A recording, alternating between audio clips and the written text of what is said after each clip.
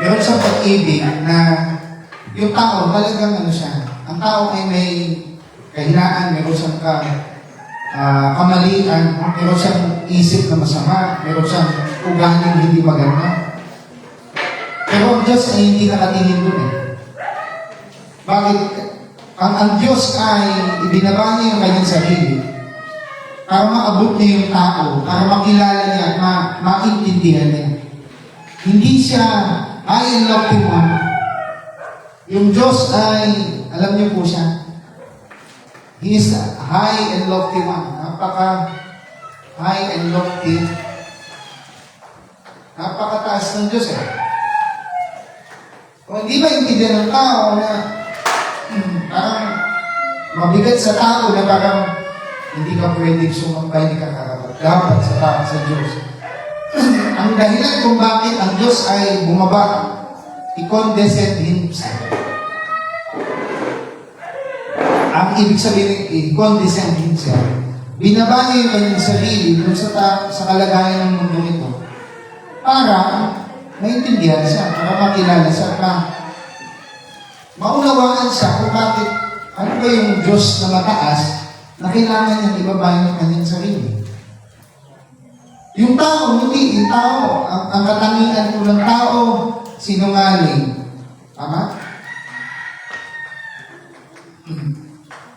Iyan ang kalagayan ng tao. Sinungaling, ano ba? Mahina.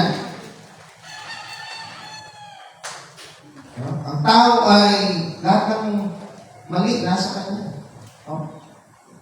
Yung puso nga daw ng tao ay magdaraya.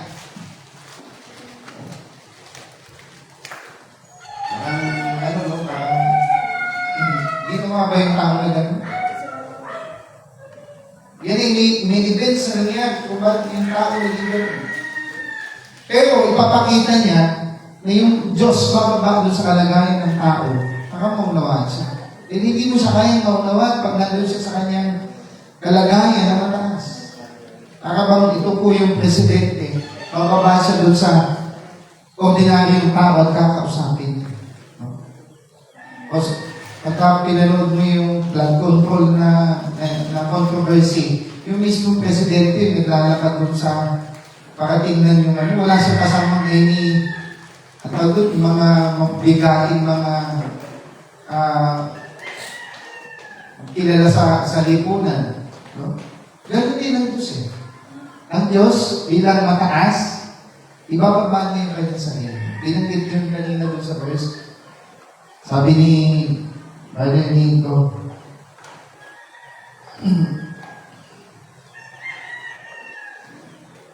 Ito yung sabi niyo, yung pag-ibig ng Diyos sa sanlibutan, ibibigay niya yung bugtong na anak niya. Para kung sino man yung sumampalataya, huwag mapahama kundi magkaroon ng buhay na walang. First, maraming kritiko din eh. Mga Bible critics na ang iniisip nila is no, parang ang tao ginawa mo ng ganito, tapos biglang isusubo mo yung anak mo, palabas lang na. Pero hindi yan palabas. Lahat ng yan may sense dahil mayroon kang pagpili.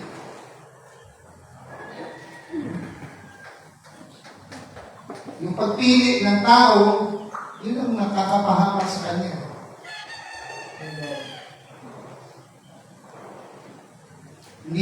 Minsan ang tao hindi niya alam, decision siya, hindi siya nag-iisip.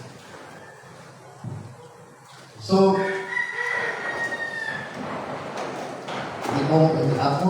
sa akin, hindi ko nga alam kung bakit ako napunta dito. Kung malayo-layo ng Pogyo, sa punta po ako dito, ako gusto ko magtrabaho, gusto ko mag-abroad, gusto ko magumanda yung buhay namin. Hindi ko alam ba't ako nagkasakit. Marami, nagkasakit ako. Binata pa lang ako, gusto ko lang makagraduate ng business administration. Sabi ko, pagka nakagraduate ng business administration, mag-abroad ako lang. Later on, biglang nagkaroon ako ng problema sa sarili ko. Hindi ko yung sinasabi kilalanin yung tatay. Yung pala, sakit yun na karaniwan nararanasan ng isang kabataan. Nagkaroon ako ng anxiety. Hindi ko ma-explain kung bakit may gano'n. Para akong masisiraan ng ulo. I was 16 yan. Nagtatrabaho na ako ng 14. And later on, naramdaman ko sa 15 years old. Kung naramdaman ko sa 15 years old, yung kwarto ko, lagi parang gusto kong maliit. May isang kwarto doon sa amin. Parang ayoko na lumabas. Later on, pero ang puso ko nasa Panginoon. So, kwento ko lang ko para kasi kaarawan ko ngayon, hindi pagkakataon ko na. So, 14 years old, tinanggap ko ang Panginoon. Hindi ko iniisip na magpapastor ako eh. Hindi ko iniisip na mag-aano ko ng tao para dalhin sa Panginoon. Hindi ko rin alam na magkakaroon ako ng ganitong church. Hindi ko rin alam na dito ako dadalahin. Ang tagal ko ako dito na, nasa ilan taon? 7 years. Doon sa Cavaliers, Bathala. Tapos doon sa Masaya. 3 sitio yun. Tapos dito na punta dito. Tapos meron ng PL90. Yung sa Tamarina. Ang babagal ng kuryente. Patay nyo nga yung iba. Tapos yung dim light eh. Ang galing natin. Baka may maingit eh. Natalimay ka. Ayos ka. So, yun lang. 14 years old po ako. Tapos 16. Hanggang 23 ako nag-asawa eh. 23 ako nag-asawa. Then, ayun. Naranasan ko yung hirap ng buhay. Parang gusto kong tanungin, Lord, bakit? Ginawa mo naman akong nangina eh. Nagkamali ako sa iyo. Tapos biglang magdudusa ako lang. Pero meron akong pagpili. Meron akong sa sarili ko, ano ba yung dapat? Ano ba yung tama? Diba? So, tingnan niyo po ito. Basahin natin ito. Sa Romans chapter 8. Itong mga bagay na ito. Sabi dito, nalalaman natin ang lahat ng mga bagay ay nagkakalakip na gumagawa sa ikabubuti ng nagsibisibig ng Diyos. Sa mga bagay niyo mga tinawag alinsunod sa kanyang nasa. So, meron siyang tinawag dun sa kanyang nasa, pero yung nasa ng Diyos, nakabase kung ano yung ikabubuti ng nagsisibig sa kanya. O tinawag niya, alinsunod dun sa kanyang nasa. So yung tao, kanyang gustong tawagin, pero nalalaman daw natin, yung mga bagay nagkakalakip-lakip. Ibig sabihin, kung ano yung nangyayari sa iyo ngayon, akala mo parang lahat control. Parang discontrol ka. O parang alam na niya kahihinatnan mo. Tama. Pero, nagkakalakip-lakip pa yan. So, yan po ay plano na nakabase doon sa pagpili mo. So, yung mga bagay na nangyayari sa iyo ngayon, yan ay pagpili mo na sa oras na to. Ginawa mo yan, punta ka dito. Di mo ba alam yan ay paglalakip-lakip sa ikabubuti nung nagsisiibig sa kanila. So, akala mo lang, pangit. Alam mo, okay na. Di akala mo, pangit yung nangyayari sa iyo. O kasi pangit naman talaga kasi biruin mo, maghihirap ka. Biruin mo, tutuliin ka. Biruin mo, mag-aaway-aaway kayo magkakapatid. Maganda ba yan? Sabi? Hindi. Maganda ba yan na aawayin ka ng mga kapatid mo? O aawayin mo yung mga kapatid mo. Maganda ba yan? Separated. Hindi maganda yan. May inggitan sa pera, may inggitan sa properties, may inggitan kung ano yung narating sa buhay. Ang tao, gusto nila kung ano yung narating nila sa buhay, yan yung pang isasangga nila. O bakit may narating nila ba? O, totoo lang yan ang totoo. Ano bang narating mo sa buhay? Minsan hindi pinaniniwalaan ng tao base, kahit yan ay mabait, pag yan ay walang narating sa buhay, hindi yan papakinggan. Siyempre, Diba, Nay? Ano ba narating natin sa buhay natin? Ay, ako po yung elementary graduate lang. Tapos yung iba naman, wala ka sabi. Ako, nag-doctorate ako, nag-graduate ako ng college, tapos nag-doctorate ako, nag-masteral muna ako, tapos nag-doctorate na ako. Naka-abroad na ako. Yan.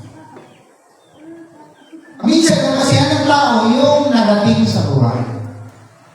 Okay, ang problema, ikabubuti mo ba yun? hindi ko lang magpupunta. Oo.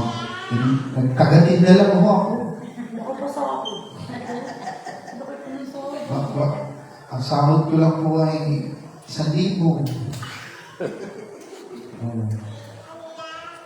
Tapos, ikaw, ano ka? Nag-opisina po ako. Magkano sahod mo? 650. Bakit 650? Ito 10 ito. Hindi mo alam, yung pangit na kalagayan, nakala mo, alam mo, wala kang, ito lang yung kalagayan mo. Pero hindi mo alam, mas kumikita pala yan sa'yo. Ikaw naman, nakaganito ka, nakaparong ka, pasok ka sa office. Nakasasakyan ka pa, hulugan naman. Sa mga problema ka sa monthly. Wala pong panggas. So, wala kang panggas, mamumutak ka sa loan. Yung tapos ito, nagtutulak lang ng ano, kaya ito, tapos yung tusok-tusok, hindi mo alam kumikita 3,000 isang araw yun. Di ba, Nay? Yung pangit na sitwasyon. Okay, meron akong na-interview doon sa elementary. Sabi ko, ano yung ito lang mo hindi na pambuhay namin. Akala ko, magkano mo kinikita mo? Uy, 3,000 lang po isang araw. Grabe! 3 isang araw, 3,000. Pag may hinahinat, utupal. Grabe, saan ka makakuha 2,500? O 2,500? Times ko yun ng 7 days. O 6 days na lang. Kaya 30 days, i-times mo yan. Magkano yan? O times mo sa'yo mo. 15,000 yun. 2,500. Ito yan, 15,000. 15,000 yun. Pero mo, 15,000 naman? Tama. 7.5 na. Hindi. Daily to Daily yan eh. O times mo by 30. Oo. 60,000 na. 75,000?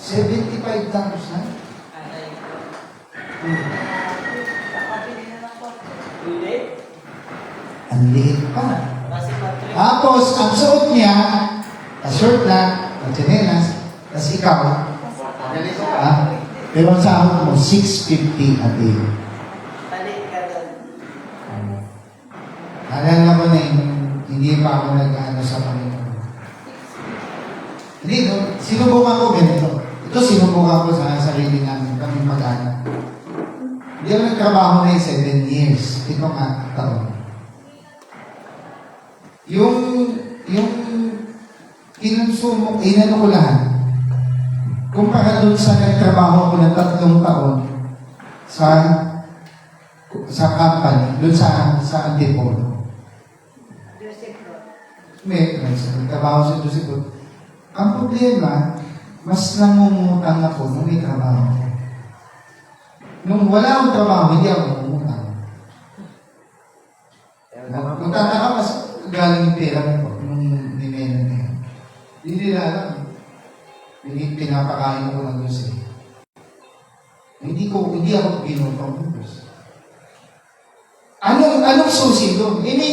Sabi dito, nagsisilakit na gumagawa sa ikabubuti ng nagsisiibig sa Diyos. Tandaan nyo, yung salitang nagsisiibig sa Diyos. Huwag mo i-blame sa Diyos yan. Lahat na nangyayari sa buhay mo. Eh kasi siya naman, iba may gawa niya. Siya naman may control niya. Hindi naman aalaw yan kung hindi niya gusto. No! Inaalaw niya yan kasi gusto mo. Kaya siya nag-aalaw, ikabubuti mo nga, ayaw nga niya dun kayo. Ba't ka doon pumunta? Eh, makulit yung tao eh. Susundutin. Ito ba nakakakurente? Oo. Hawakan ko nga. Hinawakan ko. Hindi nga. Ano yan? Live yan? Oo, subukan mo. O, sinubukan. Dinukdok. Ang nadukdok niya, yung dalawang wire. Hindi yung isa lang. Eh, yung dalawang wire, hinawakan niya. Ano mangyayari pati? Sunod yun siya. Hindi ba naman, ano? Pwede, kumulit yung voltahe. Oo, kung tayo, 240 lang. May lang yun. Kaya pa. Pero pag yung nandun na sa taas, Poste. patay ka talaga. So, ano ba yung gusto sabihin dito? Putokan siya nun. Tingnan niyo po ito. Bakit ko sinabi na lahat ng nangyayari sa buhay natin nakadepende sa pagpili mo? Eh, Pastor, bakit? Hindi mo ba pinili ito? Yung sitwasyon ng may church, may ganitong sitwasyon na mag-depress ka. Na sa isip ko, pinipili ko to. Makinig ngayon. Sa puso ko, pinipili ko, Lord, sana ganito, maging ganito. Pero, sino yung nagbigay ng ano, ng para mangyari ang mga bagay nito? Yan yung sinabi kanina na hindi tayo ang unang umibig sa Kanya. Sino ang unang umibig? Ang Diyos ang unang umibig sa iyo, minamahal ka ng Diyos, eh ikaw naman, hindi ka kamahal-mahal. Tingnan niyo po ito. Sa Roma, Hindi ka. hindi ka kaibig-ibig. Romans chapter 3. Tingnan niyo.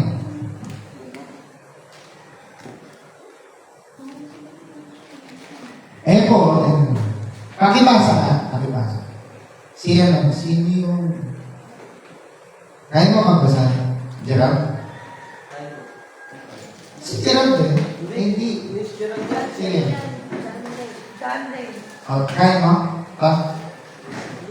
Sige, sino? Poy. Poy, mabasa ka po.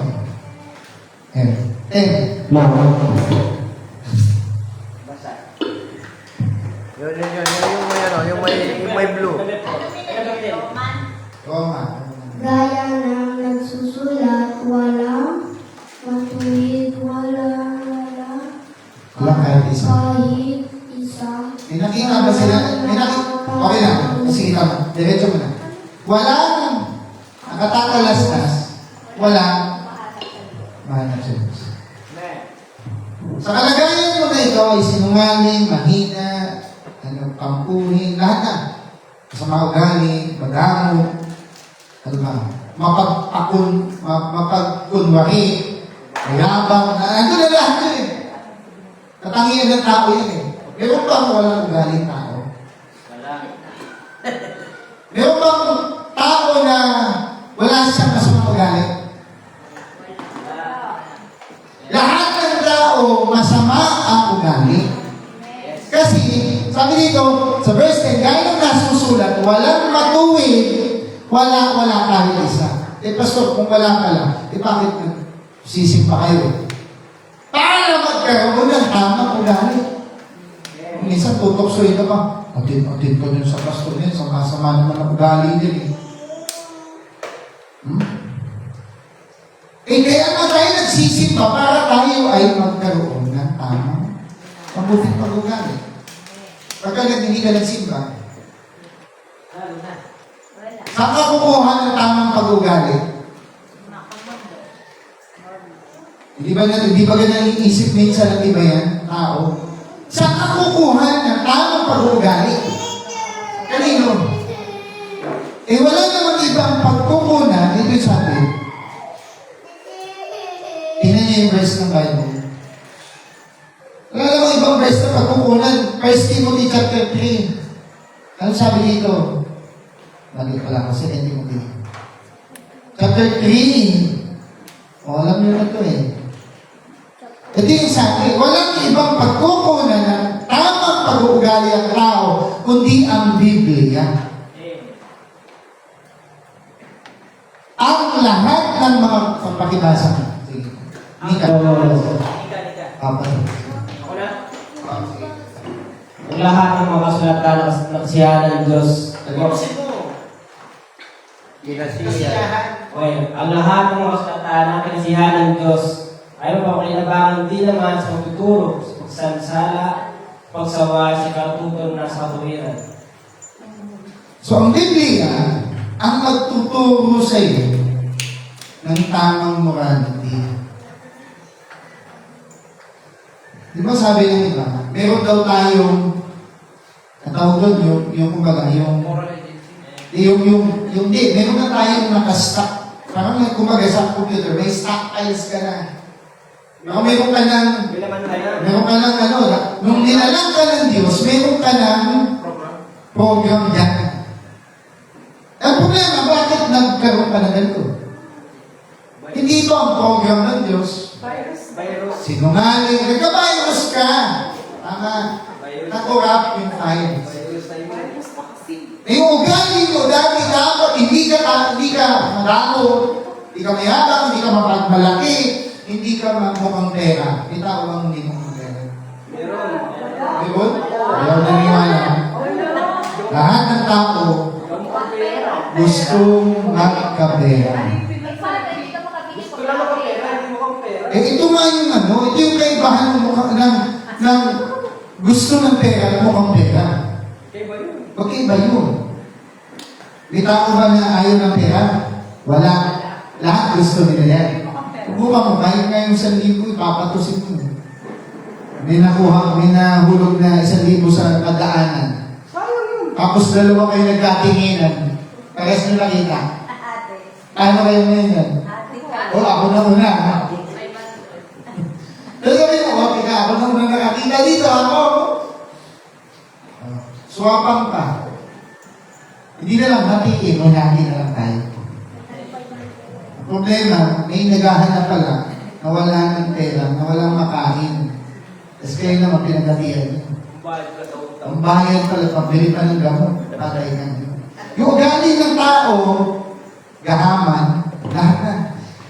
Yung program na ginawa ng Diyos sa iyo, nang ikaw ay nilalang, hindi yun eh. Pero bakit, Pastor, lahat ng pinanganak, meron ng program na masama? Hindi yan dating ganyan. Alam na natin yan, meron tayong minanang kasalanan. Pastor, bakit ba yung bata, pag pinanganak, papakinggan nyo ba, kahit baby yan, or 1 year old yan, meron ba yung masamang ginawa? Meron. Mas gusto nga niyang batuhin yung magulang niya eh. Pampasin, sampalin. Oh, gusto niya, siya yung baby. Sinong hari? Yes. Ha? Totoo yan. Yung alam, ikaw naman nanay, Tuwa-tuwa pa. pinapil ka. Sige, isang palin mo lang ako. Oh. Susumbong pa sa asawa niya. Sino pala ko ng anak mo? Ang cute ko yun. Oh. Ang inaano ko dito, bakit may ganun ugali yung mga? Hindi pa yan yung kung ano yung ginagawian niya, iba pa yun. Oh. Kasi mayroong kasalanan, may program na hindi yan ang dating program ng tao. Diba mo, nung pinanganak si Adan at si Abel at si Cain, bakit gustong pumatay ng Cain? Nagalit siya, gusto niya patayin. Bakit killing ang automatic na response pagka hindi nagawa yung gusto niya? Ito tanong ko sa inyo. Kung hindi nasunod yung gusto niyo, ano yung gusto niyo gawin? Patrick? Sariling isla. Hindi siguro yung diskarte. Anong reaction mo pagka hindi natupad yung gusto mong gawin? Galit. Ang gagawin? Sa'yo mo? Wala. Si Sir, wait ano yan? Nagkakapirahan. Ano ang gagawin mo? Masama ang loob mo. Kung gusto mo, hindi mo nangyari. Ito yung gusto ko eh. Oh? Di ba, yung gusto ko sa birthday ko, hindi nangyari. Hindi ako magagano eh. Masama ang loob mo. Yun yung gusto ko, hindi nangyari. Ang gusto mo, ang reaction ng iyong emotion, ng iyong sarili, anong reaction? Hindi ka. Gusto mo magwala? Hindi. Gusto mo magalit? Gusto mo itakob lahat ng ano? Tapon mo yung lahat ng gamit. Lalo na sa mag-asawa, pagka nag-away, tapos di nasunod yung isa. Anong gagawin niya? Hindi nasunod yung isa. As lalaki dito, tapon mo na. Yung babae naman, ako ang masusunod. Hindi, dapat tulungan ng babae tapos din. Yan ba ang tamang program na paano create yung babae at lalaki? Hindi. So, may something wrong, tama si Patrick, may virus na pumasok. May pumasok na mali, yun yung ilinagay para ikopya ng ikopya doon sa susunod na sa akin lang. Yes. Tawag doon copy-paste. Yung term natin, copy-paste lang lahat. Ha? Yung ugali ng tao pare-parehas na yung ugali. Meron bang isa, hindi, ganito. Hindi pare-parehas. Ganito yung sinasabi. Bakit mo sinabing pare-parehas? Kahawa lang. Parehas pa pag nahawa. Pag nahawa ka, dun sa ugali ng ganito, magiging ganun ka din. Hindi siya copy. Hindi, copy din yun. Yung copy-paste na tinutukoy ko, yung minanang kasalanan ng tao. Pero yung iba pa, yung itinanim sa iyo na mga kasama mo. Tanong ko, bakit naging ganyan ang ugali natin? Alam mo kung sinisisihin dito? Diyos. Yung mga magulang natin. Bakit? Hindi ka tinuruan ng magulang mo. Kahit akala natin, tinuruan ako ng mabuti ng magulang mo ah. Bakit ang damot mo? Kanina nakuha yun. Bakit ikaw magagalitin? Kanino nang haway mo? Kaunting bagay lang, galit na! Sa nanay yun. Nanay.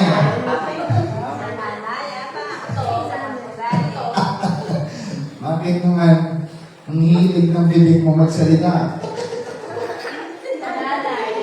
Kanino yan? Kanino na, ibig sabihin ko, hindi yan yung dating, kung ano ka, oh, sabi dito, yung Biblia, kasulatan. Hindi ba yung environment? Nakakuha mo sa environment? Ito nga, merong ka na niya, binigyan ka pa ng ayuda ng environment. Tinulong, uy, alam mo, tama lang yung magsismisan. Hindi sinasabi yan na, okay lang magsismisan. Pero hindi mo mapigilan. Alam mo siya, ano? Alam mo, paggawa ng bahay yan. Oh, ang tanong ko, yan ba ay normal sa tao? Hindi. So itong bagay na pagiging sinungaling ng tao, matapobre, ang hirap mo na nga, matapobre ka pa. Ano ba yung ibig sabihin matapobre? Ano yung matapobre? Kapag maliit sa Mapagmalaki. Mapataas. Hindi, matapobre yung mamaliitin ka. Pinamaliit ka. Yan, kami lang, ano sa inyo eh. Yan po ay hindi tamang ugali ng tao. Ito yung tanong, sino yung may ganyan? Ako, aamin ako eh. Wala ako yan. Bakit sabi ng Biblia, Hindi ako yun. yan ang nakakapagpasama sa tao. Tingnan niyo ito, may sinabi ang Panginoon Ano daw yung nakakapagparumi sa tao? Hanapin natin yung verse niya. Yung pumapasok o yung lumalabas? Kasi yung minsan, yung iba, katulad ng Seventh-day Adventist o INC, ayaw lang kumain ng dugo. Nanay, subukan nyo na doon. O bawal kumain ng dugo. Bakit? Masama yun, pero ito. Sarap ko yan. Masarap. Baboy. Sa Jehovah's Witness or sa Seventh-day Adventist, bawal kumain ng baboy. Sabi ni Kristo, ano ba yung nakakasama? Hanapin niyo yung verse of cellphone niyo. Lumalabas. Ano yung pagkasabi doon? Yung lumalabas sa kanyang bibig. Hindi yung pumapasok. Hindi yung pumapasok. Amen. Bakit? Kasi yung pumapasok sa bibig, saan lalabas yun? Ilalabas ko rin siya. Pero yung lumalabas sa bibig mo, hindi mo na yun mapapawi.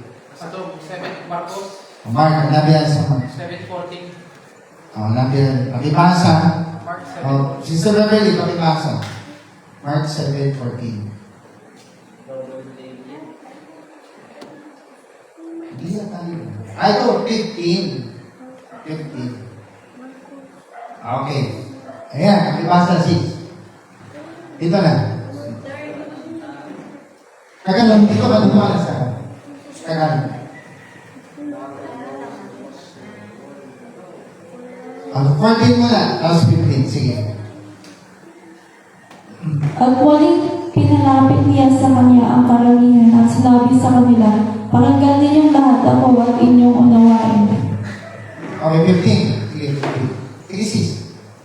Tuloy mo na, 15. Walang anumang nasa labas ng katawan ng tao na pagpasok sa kanya ay makakahawa sa kanya, kapot ang mga bagay na natin sa labas ng tao, yaong na nakakahawa sa tao. Linaw yan. Kung sino man yung may pakinig, na ipakinig. Kahit gusto niya sabihin. Yung nakakahawa sa tao, yung nagdidepend sa tao, yung lahat ng nasa loob niya. Ang tanong, ano yung nasa loob ng tao? Ito yung nakakahawa. Ano ba yung nasa loob ng tao? Ito nga, binanggit ko kanina yan. Yung puso ng tao ay,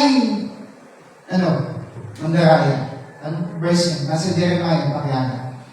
Dahil yung ikaw ay create ng Diyos, ikaw ay hindi ganyan. Ikaw ay nasa image and likeness of God. Hindi ka talaga ganyan. Pakihanap natin yun. Yung Jeremiah, yung heart, o 17 verse 9. No? Sabi natin, pakibasa. Isaiah o Jeremiah 17 verse 9. Ito po yung pagkasabi. Okay, so Tagalog tayo. Dahil okay lang sa'yo magbasa. Gusto ko na magbasa. Okay, sige ako.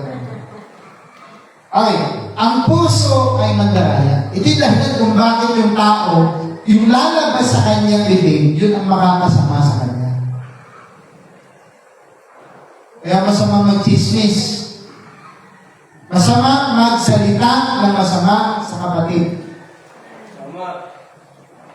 O, kung may nakikita kang hindi maganda dun sa tao, huwag mong sabihin. O? Bakit? Kasi hindi mo pwedeng ituro sino may kasalanan. Siya po. Tapos, yung mga daliri mo, nakaturo naman sa iyo yung tatlo. Dapat ninakul. O dapat lahat mo, siya po.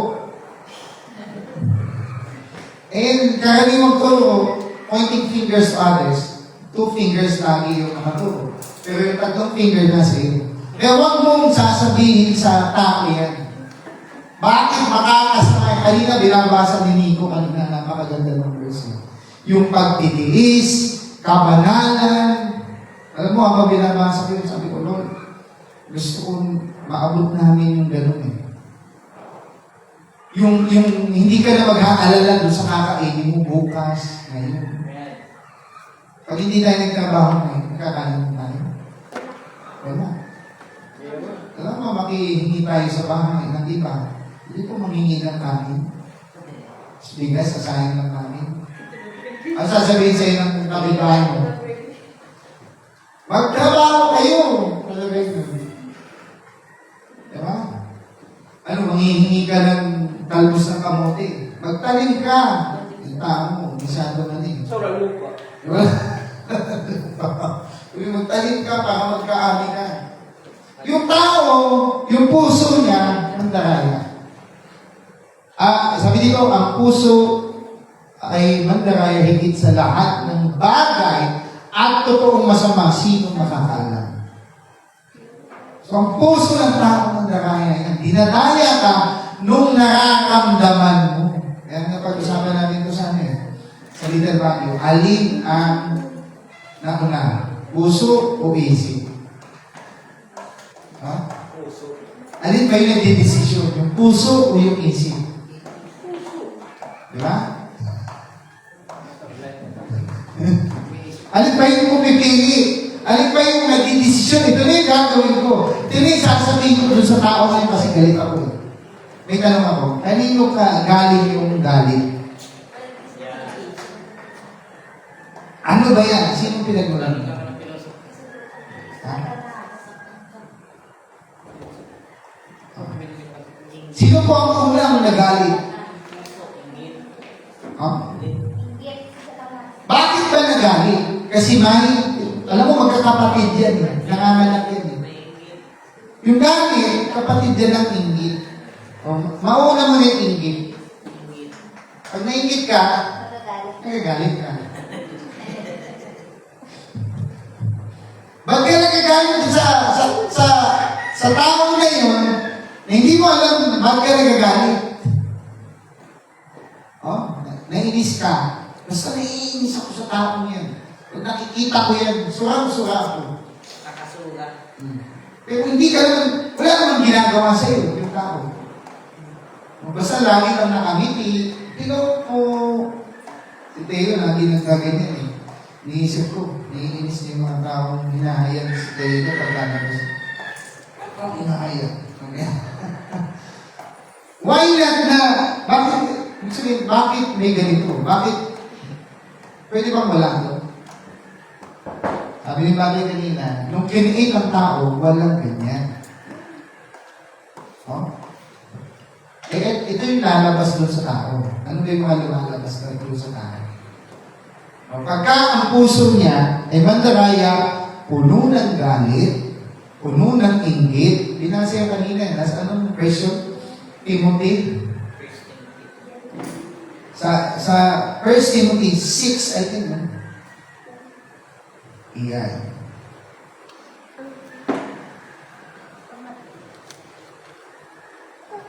Tingnan nyo ba? Ang gayon ay palalo, walang nalalaman anuman, kundi may sakit sa mga usapan at sa mga pagtatalo. Sa mga salitang pinagbubuhatan ng kapanaghilian. May pinagmumulan yung salita kung bakit siya nababanggit yung mga bagay niya. Saan galing yun? Doon sa puso. Kasi yung puso, corrupted eh. Hindi siya maayos, hindi pa siya nalinis.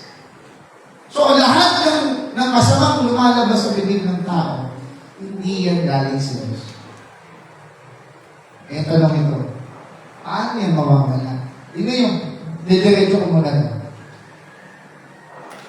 Mga pagkakaalit, mga pag-alipusta, mga masasamang akala. Grabe. Yung aalipustahin ka, sabi siya, hirap-hirap yung bahay ng ang liit, ang pangit. Bahay ng anong sasabihin mo iba?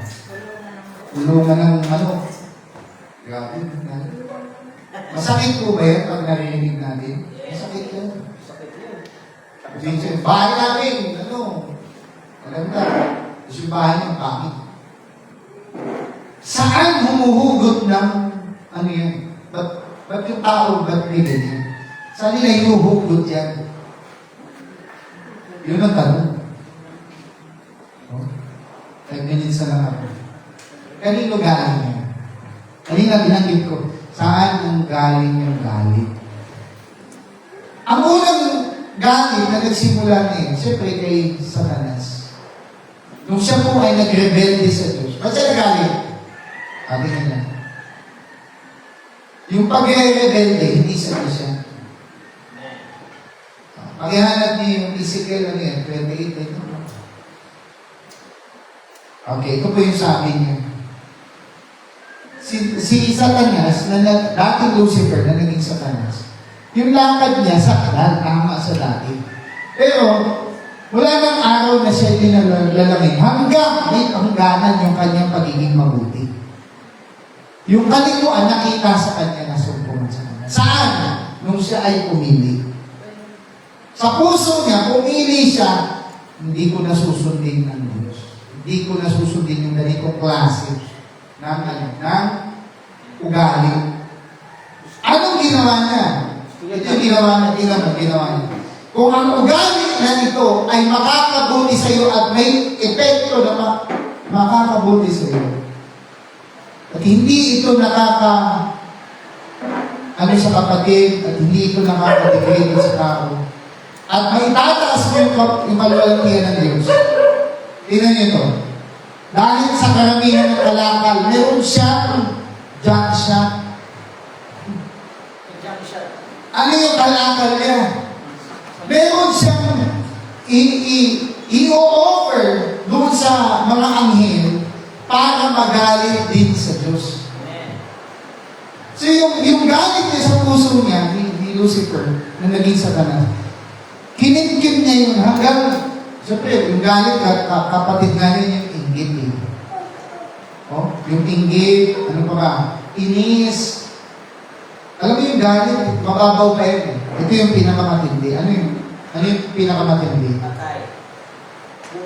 Ayan. Sa Bible, yan namin niyo yung puot. Anong tawag yan sa English? Pakihanap niyo yung English ng puot. Ano yung puot sa English? Hatred. Yan, matindi yan. Yan ay hindi nawawala sa puso mo kahit parang sinabi ng bibig mo, pinapatawad na kita. Pwede mo sabihin, I forgive you. Pero, meron pa rin sa puso mo na alam mo bakit? Minsan pagka iismidan mo na yan, kakainis. Kausap mo lang, naiinis ka. Ganyan, nakita kayo ganyan. Yung tao, kausap lang kayo, naiinis sa inyo. Sa inyo mga boys, meron? Naiinis sa inyo. Aminin natin kahit ako, may ibon akong kinaiinisan. Yan ay hindi galing doon sa higher love mo. Hindi yan galing sa Diyos. Ni kaunting ganyan, hindi yan, wala ka makikita sa Panginoon.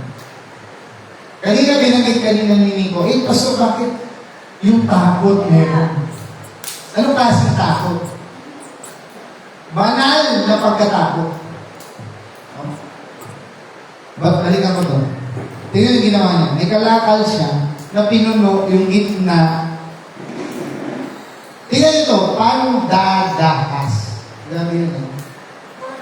Pinilit niyang maniwala yung mga anghel para magalit din sa Diyos. Tapos ano nangyayari? Ikaw ay nagkasala.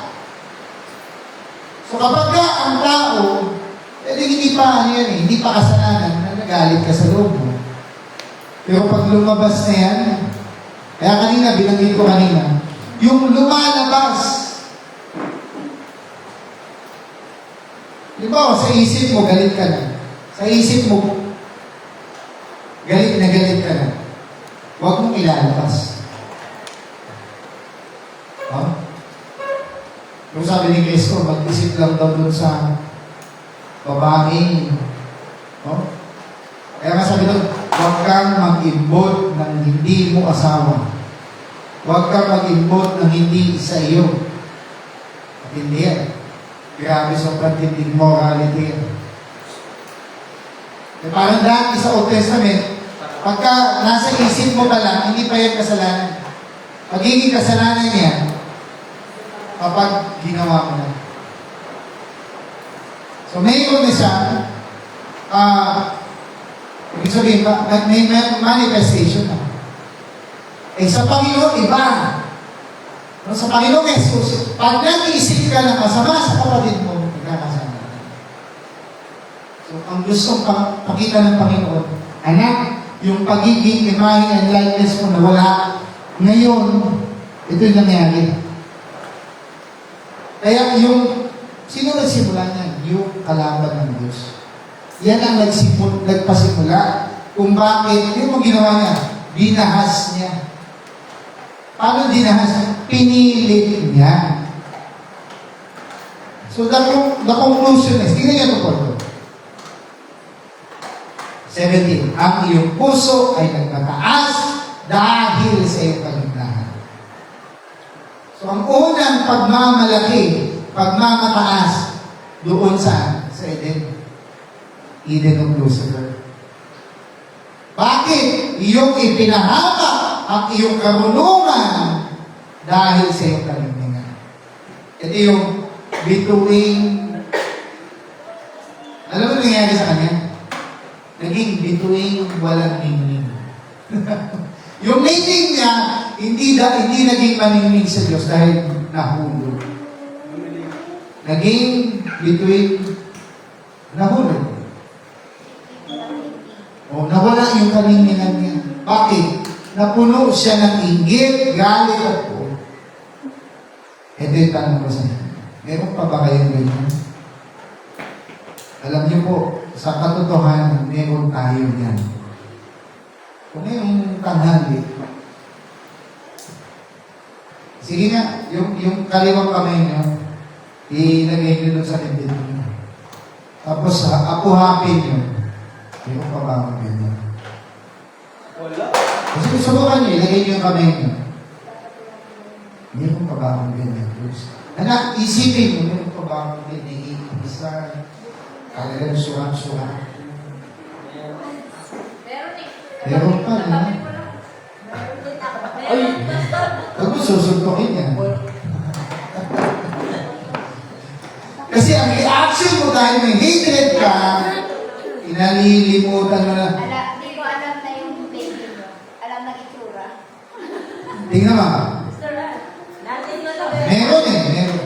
Buto na ito kay Beverly. Ito yung iba. Ito, sa Diyos, ito. Alam mo sa totoo lang kung sino yung dapat magsama ng loob? Yung Diyos natin.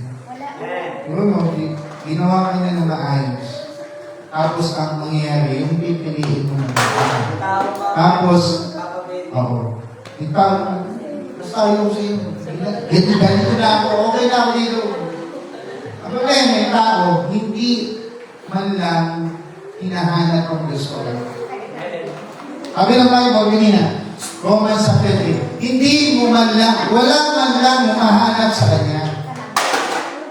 Yung high adoptive one, gusto niya mag-condescend sa iyo. Gusto niya ma-experience mo yung pagmamahal niya. Tanong ko, ito sa akin sarili na kwento. Nag-ministry ako. Imagine niyo yun, 23 years old. Kami, yan. 17 years na kami magkasama. Tapos ako, 41 years old na. Ilan taon niya? Patrick, ilan taon? 17? 19 years. Minus yung 41 sa 23. Yung edad ko po yan, nagkasama ko. Simula niyan, sabi ko sa sarili ko, Lord, kailangan magsimula sa simula. Kasi dami kong alam doon eh. 14 years old, 15, hanggang 16, hanggang 19.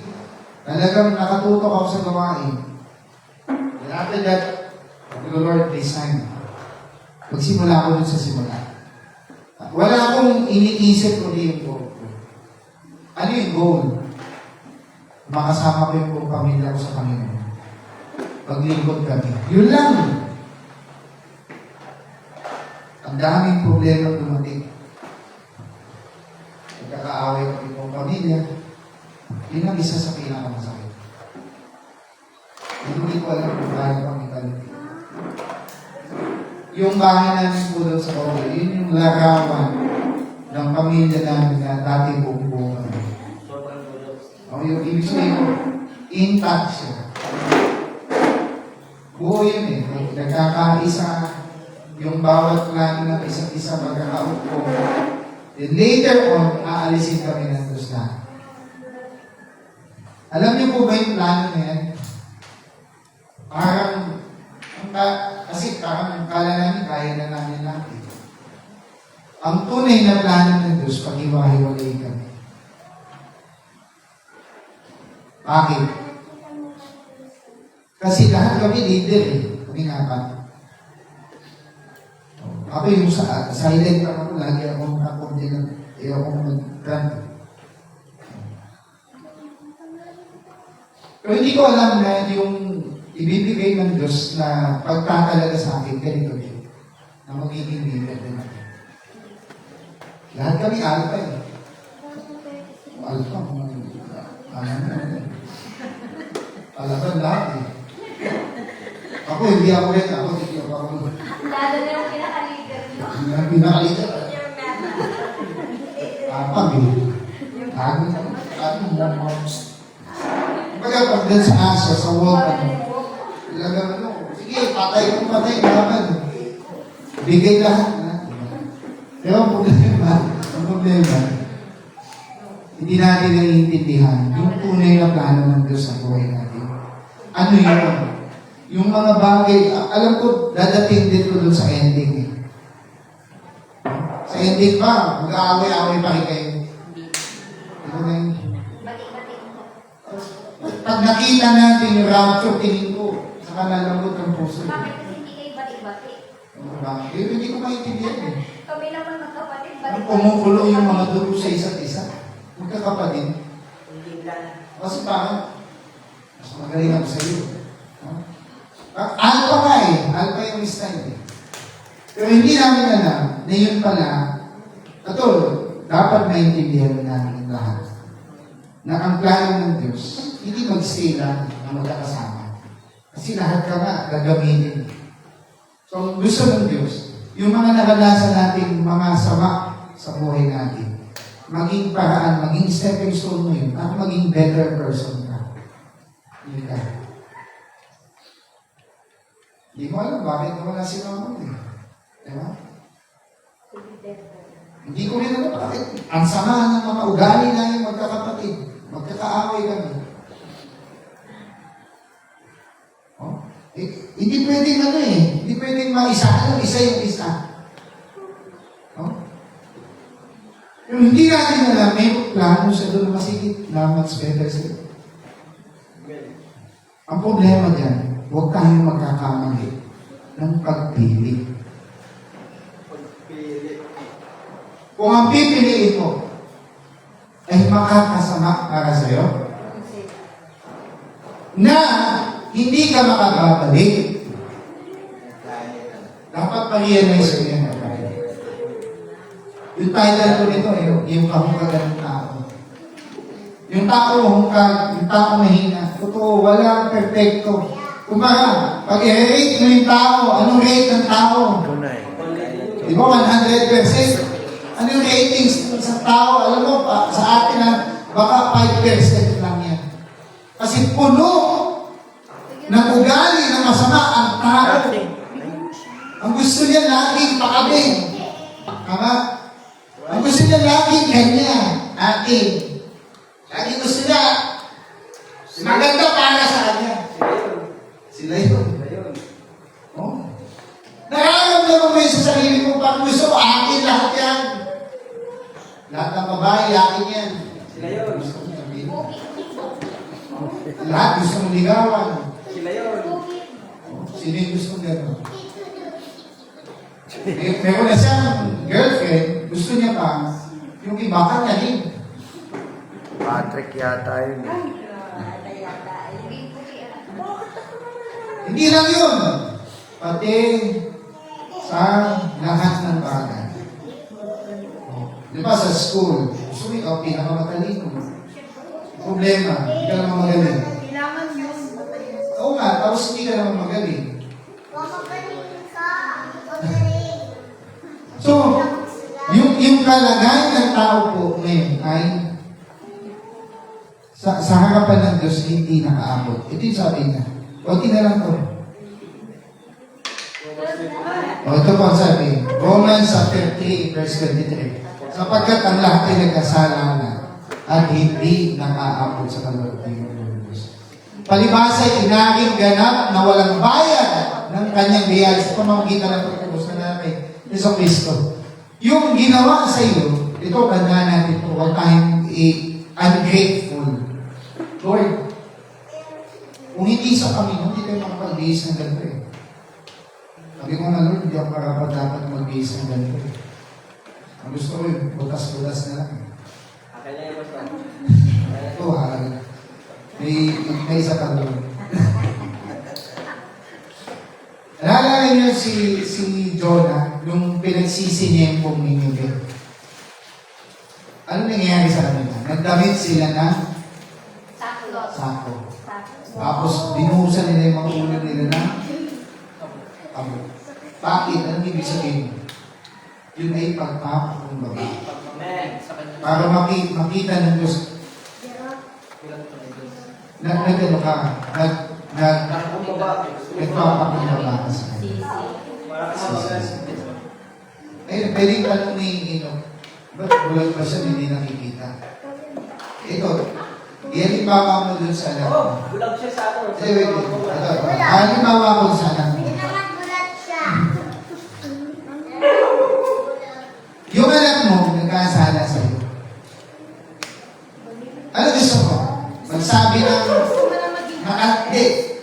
Ano gusto mo? Sabihin sa'yo kasalanan mo? O alam mo na yun? Alam mo, hindi natin minsan may tiyan. Hindi naman bulag ang Diyos. Ang galing-galing natin. Hindi ko ganyan. Bakit kailangan ko pa sabihin sa kanya? Kailangan ko pa mag-pray, lulunod pa ako para kaawaan niya ako. Subukan mo ikaw, yung anak mo, nagkamali sa'yo. Para makita mo, doon mo mas mararamdaman na mahal ka niya. Doon mo ano ba yung anak ko? Alam mo, nagmura si Teo. Ano yun? Okay naman, siniraan niya ako. Paano yun? Anak, given yun. Alam ko na yun. Pinatatawa na kita. Wala nang usap-usap. Pwede ba yun? Sa Diyos, di ba? Kaya nga ang Diyos, nagkukondescend sa iyo, gusto niya maramdaman mo. Anak, ba't kailangan mo sabihin? 1 chapter 1, ipahayag mo ang kasalanan mo sa Kanya. Ba't kailangan mo sabihin? O sa mag-asawa, nagkasala yung asawa mo, nangaliwa. 9. Tapos babalik sa iyo. Iwalay na. Hindi, babalik sa iyo, Patrick. Halimbawa, babalik sa iyo. Tapos ang sasabihin, wala kang sasabihin, wala siyang sasabihin sa iyo. Basta, alam mo na yun. Papayag ka? Hindi na yun. Ano papayag? Kung ang nararamdaman ng tao ay gano'n, hindi siya papayag, kailangan niya mahinig, patawarin mo kung nagkasala ako. Ito yung ginawa ko. Lalo na ang Diyos. Lalo na siya, gusto niya makinig sa'yo. Ama, patawarin mo kami kasi nagkamali kami. Kaya lagi ang Diyos nagtatanong, Adan, asan ka? Bulag ba ang Diyos? Laki-laki ng mata niya, di ba? Andiyan ka naman pala eh. Kitang-kita niya, bakit anong gusto niya? Gusto niya magsabi ng totoo. Kasama mo pagka nagkasala. O na yun, sasabihin dapat ang totoo sa iyo. Ay, hindi, alam ko yan yun. Patawarin mo na ako. Hindi ko na sasabihin yan. Hindi mo mararamdaman yung tunay na hindi niya mararamdaman yung tunay na pagpapatawa. Lagi, lahat ng prinsip sa tuloy. Mabante. So, ang Diyos niya, tingnan niyo po ito. Hanapin na ito. Hindi natin minsan maintindihan. Bakit yung Diyos na malaki, sobrang lawak, sobrang talino, sobrang bababa sa kalagayan ng tao. Tingnan niyo sabi niya, kung ipapahayag natin ang ating mga kasalanan, subukan mo, nasa magkamali sa'yo. Patawarin na ako. Ikaw naman, tahimik ka lang. Nagkasala ako ng galing sila. Ano sasabihin mo? So, kung ipapahayag mo yung mga kasalanan, tapat siya at banal na tayo patatawarin. Ang tanong ko, hindi naman nasagot ng Diyos. May boses ba ng, oo anak, pinatatawad na kita? Wala. Walang tinig na gano'n. Pero mararamdaman mo kung pinatawad ka rin. Alam nyo paano? Hindi ka pa. Sige na. Go. Nagbabago ka. Pinapatawad ka niya. Kapag nababago mo na. E paano nagawa ko ulit? Hindi ko pa pinapatawad. Paulit-ulit ka. Yes. Katulad ng tao, paulit-ulit siyang nanihingi ng tawad dun sa kanya. Sabi ko, kanina, verse ni Nico, minsan huwag mo ituring na masigit yung iba sa'yo. Kaya, maiiwasan yung ingit galing po pag itinuring mo yung sarili mo na hindi ka ingit sa kanila.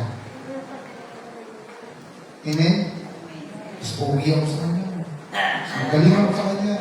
Mas matalino ako sa kanya sa inyo. Magaling ako. Matatanggal yung inggit na yan kung susundin mo yung formula ng Biblia. Yes. Ano yung sabi ng Biblia? Huwag mo ituring, higit ang sarili mo sa iba. Ngayon, pagka ginawa ka ng ganito, may verse na naman kanina. Yes. Huwag mong gawan, huwag mo daw gantihan kung ano yung ginawa nila sa iyo. Sabihin, kung ano ang ginawa mo, kahit masama yan, huwag mong gantihan. Yun nga na yung mahirap. Yun nga hindi kaya gawin ng tao. Pag i-chismis ka, i-chismis mo rin. Pag binato ka ng bato, umilag ka. Ilag. Huwag gagawin ka sa loy mo, tapos binato ko din. Bakit ka naman?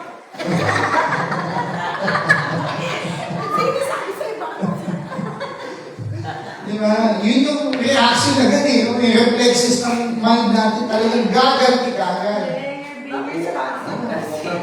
Nakaprogram na laging pagka may nangyari sa yung dedepensa mo yung sarili mo, gaganti ka. No?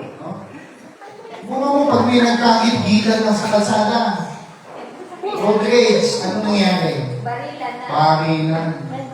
Mga motor, suntukan. Suntukan. Lagi na nakikita ko lagi, malalamog, angkas, bukit, lahat na eh. Joyride. Nakikita ko may joyride na pinagsusuntok yung maganda eh.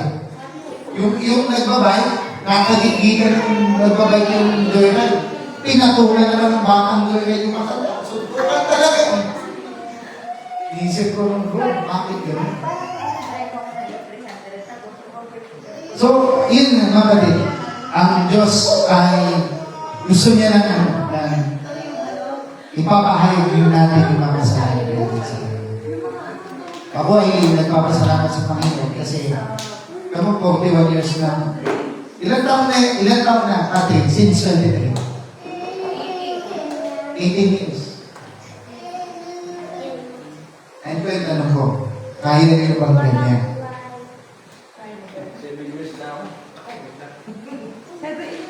Alam mo, ang dami ko nang natanggap ng masasakit sa salita. Ang dami na nagsasabi sa akin, sinungaling na pastor yan, mukhang perang pastor yan, hindi totoong pastor yan, demonyong pastor yan. Narinig ko na yan, doon sa mga dapat na hindi nagsasabi sa akin, narinig ko sa mga yan. Pero ano lang, ginanti ko. Ano, sasabihin, mas lalo kung maayos eh. Alam kong hindi yung totoo. Kasi ang pagtotoo yan ay naapektuhan na. Ako lang, hihingitihan ko na lang yan, aayusin ko yung sarili ko. So kung may mga bumabakbak sa atin, anong gagawin lang natin? Ayusin mo na lang yung sarili mo. Ano mo yung sa sarili mo, aayusin ko. Mas lalo kong gagalingan ko pa. Mas lalo akong magiging maayos na tao. Kailan mo? Pray natin yung awit muna tayo ng isang awit. Tapos mag-pray natin. Aawit tayo ng kanta. Kakanta tayo ng isang kanta.